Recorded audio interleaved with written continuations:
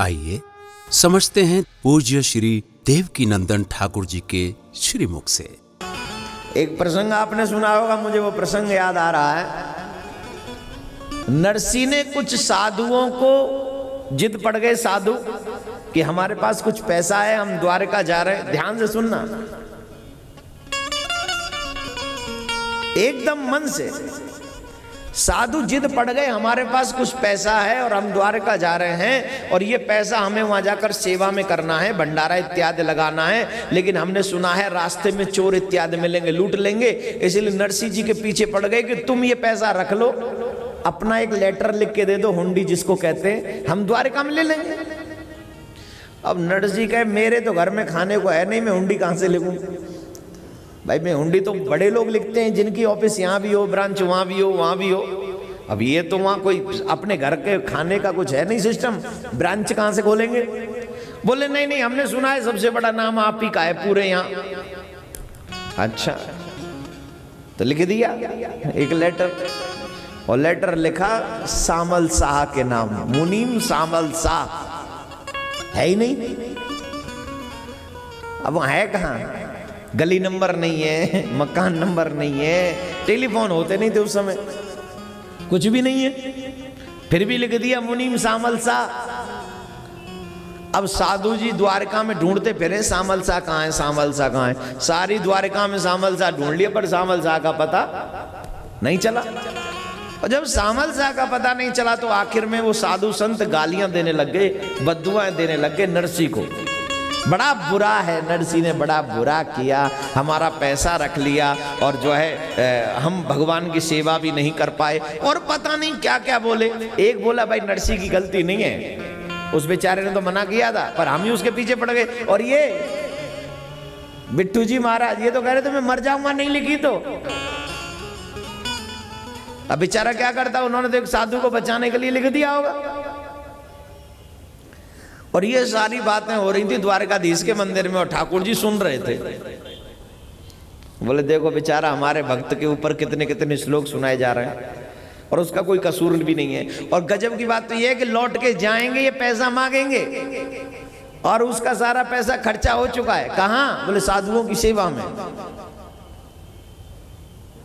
तो स्वयं ठाकुर जी सामल सावन कराए, और अब तक वो पूछ रहे थे सामल शाह कहाँ है, सामल शाह कहाँ है, सामल शाह कहाँ है, नरसिंह की गद्दी कहाँ है। अब वो ऊपर से पूछ रहे ठाकुर जी, अरे कोई हमारे मालिक के यहाँ से आया है क्या? नरसिंह हमारे मालिक के, कोई हमारे यहाँ से आया है, हम उनके मुनीम हैं। अरे कोई साधु आए थे भाई। अब तो कान खड़े हो गए, नरसिंह का नाम सुनते दौड़े दौड़े गए, अरे महाराज हम आए, अरे महाराज हम आए। ठीक है आओ आओ, वेलकम किया, साथ में ले गए, और एक अलग से माया से कह दिया था अच्छा सा मकान दुकान थोड़ा बना दे, बढ़िया सी दिखे। बैठ गए जाके, साहब गद्दी पे बैठ गए, फर्स्ट क्लास चश्मा, कान पे पेन लगा रखा है, बही हाथ में, और एकदम फर्स्ट क्लास कुर्ता धोती पहन के सेठ बन के आए एकदम मुनीम। कौन?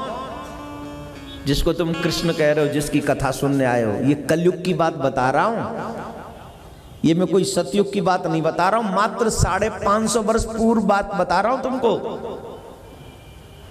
भगवान नहीं है, भगवान नहीं है, भगवान नहीं है। 5 किलो खा जाता है एक दिन में मीट को, भगवान दिखेगा तुझे? पहले शुद्ध आचरण तो कर ले, तभी तो भगवान दिखेगा। आंखें देखने लायक तो बना ले, तब भगवान दिखेगा। भगवान के मंदिर तक जाने की हिम्मत पांव में रख ले, तब तुझे भगवान दिखेगा। सॉरी मैं आपसे नहीं कह रहा हूं, जो 1-2 लोग यहां पर बैठे उनको ही सुना। क्या कह रहा था मैं? भगवान स्वयं गए।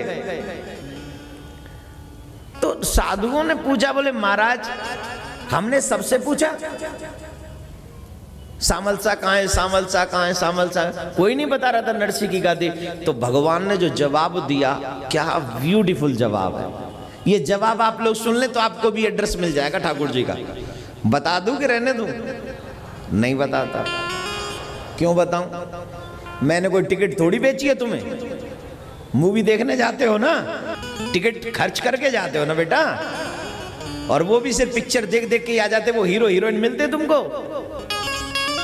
इतना पैसा खर्चा कर दिया आज तक इन गंदी चीजों में, इतना ही पैसा अच्छी जगह पे खर्चा कर दिया होता तो मेरा ठाकुर जी तेरे ऊपर और 100 गुना कृपा कर दिया।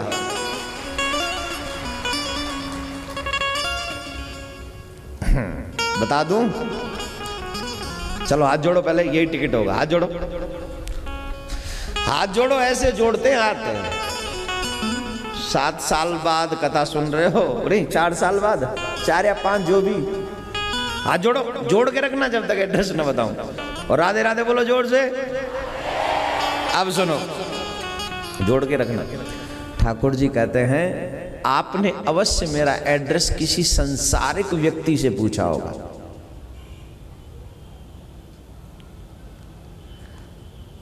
और संसारिक व्यक्ति मेरा एड्रेस नहीं जानता।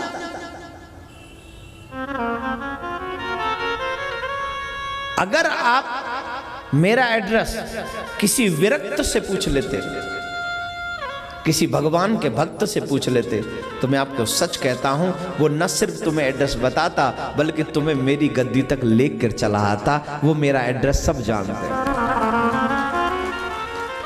हू हल्ला से मेरा दूर ठिकाना, इन सब दुनिया के हू अल्लाह से मैं दूर रहता हूं। मैं दुनिया के हू अल्लाह में नहीं रहता, मैं इनसे दूर रहता हूं। इसलिए मेरे भाई बहन, ये भागवत आपके घर में आपको नहीं सुनाई जा रही है, ये दुनिया के हू अल्लाह से दूर सुनाई जा रही है। कहां सुनाई जा रही है? बोले जहां पर कोई आना भी पसंद नहीं करता होगा ऐसे प्रोग्रामों के बाद। इस पार्क में कोई आएगा?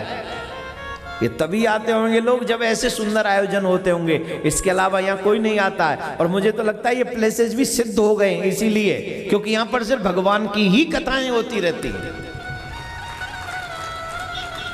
तो इसलिए मेरे भाई बहन, भगवान का असली एड्रेस जानना है तो किसी विरक्त अपने गुरुदेव के चरणों में बैठो, किसी भगवान के भक्त के चरणों में बैठो, और वो तुम्हें बता देगा।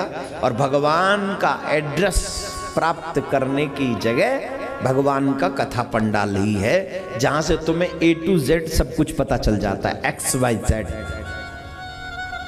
पूज्य महाराज श्री के श्रीमुख से गाए हुए सुंदर भजनों की CD, पेन ड्राइव, एक बार हो जाए, भागवत कथा का DVD सेट, प्रियकांत जू भगवान की आरती, संकीर्तन आदि ज्योति म्यूजिकल कंपनी के माध्यम से प्राप्त कर सकते हैं। YouTube के सब्सक्राइबर बनने के लिए YouTube के ज्योति म्यूजिकल कंपनी सर्च करें।